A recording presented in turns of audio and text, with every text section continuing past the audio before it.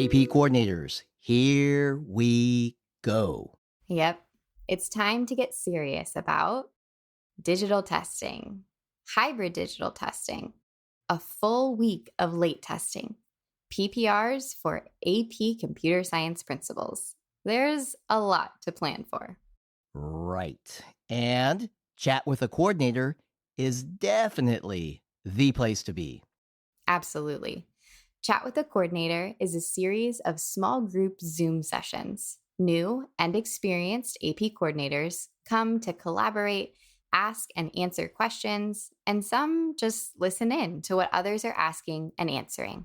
Space is limited and is sure to fill up quickly. Don't delay. Register right now.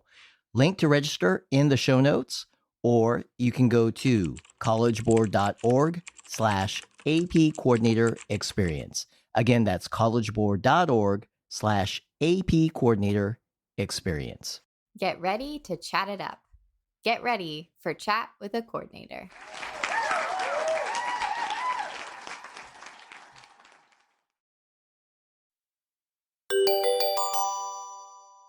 Coordinated, episode 270. Anticipate in April. Greetings, AP coordinators. Derek and Karli here, Senior Director, AP Coordinator Experience for the AP program and former AP coordinator.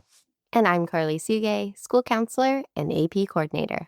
Thanks for joining us. It's Monday, April 7th, 2025, and welcome to a highly anticipated conversation. Anticipated? Yeah, I think that's the right word.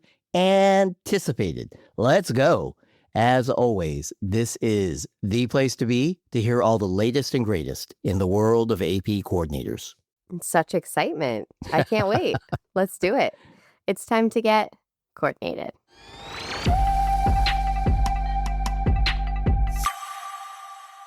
Good morning, Karli. Good morning, Derek. How are you? Good. Thank you for asking. And hey, welcome to our first episode together in the month of April. Yes, counting down the weeks and days until AP exams begin. Still a bit to do. Yes, I'll admit. Yes. Want to talk about it? Yes. Do you have a list? Yes. What kind of question is that? Of course I do. I'm an AV coordinator, always prepared. Love it. So what's on your to-do list for the month of April? Well, besides all the normal planning that goes into hosting exams, I'm also thinking about what I should anticipate. By that, I mean having a plan in place for things that could go, how about if we say not exactly according to plan? Let's not jinx it. Either way, I want to be ready, and I want my proctors to be ready as well. I hear you. Anticipate in April. I love it. Let's hear about it. Okay, so first, one thing I'm thinking about specifically for digital and hybrid digital exams, and that is, what are we going to do if a student walks into the exam room and can't get into their account? As you know, Derek, if a student cannot access their College Board student account in the exam room, they cannot test. Right, 100% right. And that was the number one reported challenge from schools last year. No access to the student account, no test, and no autofill, meaning students must know their email address and password. The autofill, or some people might call it the auto-populate options that are often available in or through a web browser or on the device. Those features will not work in the exam room. Right. So I've got two plans in mind. I'm ready to anticipate these challenges by heading them off before they happen. One, there's a great downloadable PDF that I'm going to print, copy, and send to my AP teachers and AP students. It walks through what to do if you can't remember your College Board login and or password. It's so helpful. Link in the show notes and at collegeboard.org/AP Coordinator Experience. Good job, Derek.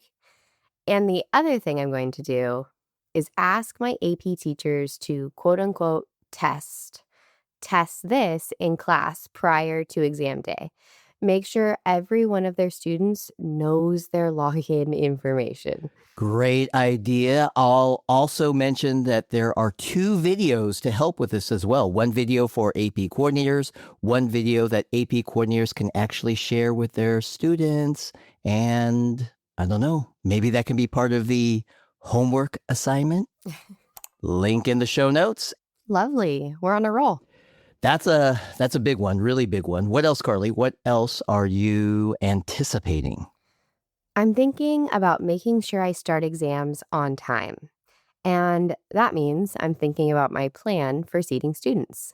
Makes sense. Wait, what's the connection? I'm confused. What's the connection between the seating plan and starting the exams on time? Good question. So we all know students are going to show up right before the exam is supposed to start. Sad, but so true. So the faster they can get in the door and into their randomly assigned seats, the closer we'll be to starting the exam on time. To that end, I have a couple to-dos. First, I'm going to make sure I get help from my proctors and get them all on the same page. Second, I'm doing my seating charts in advance, and I'm posting them on the wall just outside the exam room each day. That way, students can walk in knowing where their randomly assigned seat is, and that speeds things up. I love that. That's a really good plan, and a streamlined seating process like you're talking about. That also means you and your proctors can diligently collect those cell phones and smartwatches. So exciting. Yes.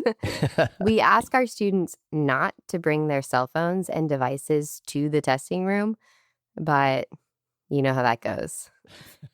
It's not the easiest thing in the world to separate a teenager from their technology. Gee, you don't say. Hey, anything else on your mind?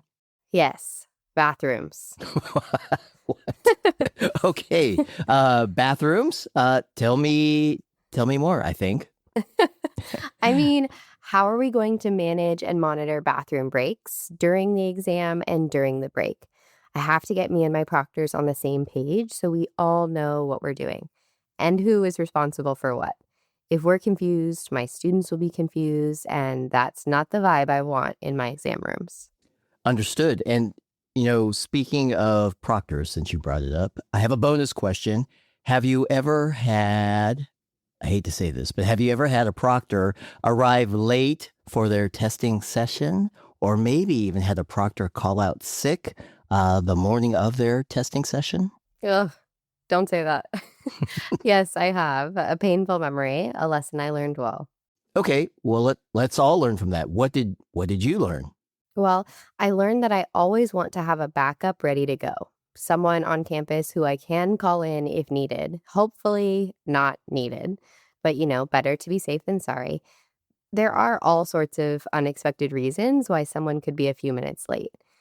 Speaking of, Derek, your bonus question is making me late. No call to action this week, if that's all right. Though, if you ask me, this whole conversation was a call to action. At least it is for me. I'm taking my own advice and jumping on these plans. It's April, lots to do. Indeed. Hey, thank you as always for your time, Karli. Good luck with your planning and good luck with your anticipating. Thank you. And thanks everyone for listening. We know it's a busy time, so much going on, but it's always a good time to make time to stay, coordinated.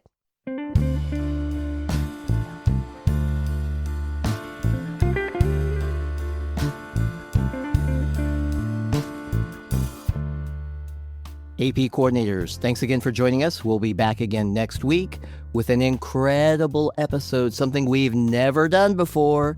Yes, that's another podcast cliffhanger. We'll talk with you then. Ooh, I can't wait. That sounds good. And for all our support of AP students, yep, our support. AP coordinators, we are truly good as gold.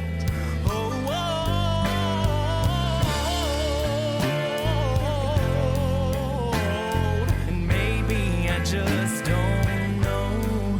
I'll say it over and over and over again till I believe it's so.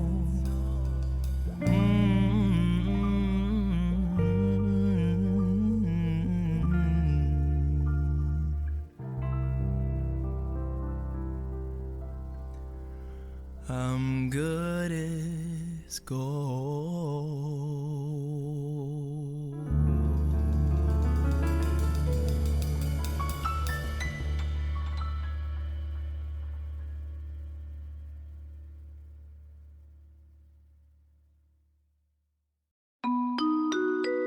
AP coordinators, check this out. There's a party waiting just for you. What's that? An on-demand party? That can only mean Available now, our annual release party of the AP Coordinators Manual, Part 2. I love it. The video highlights what's new for this year and a few things that are so new they didn't even make it into the manual.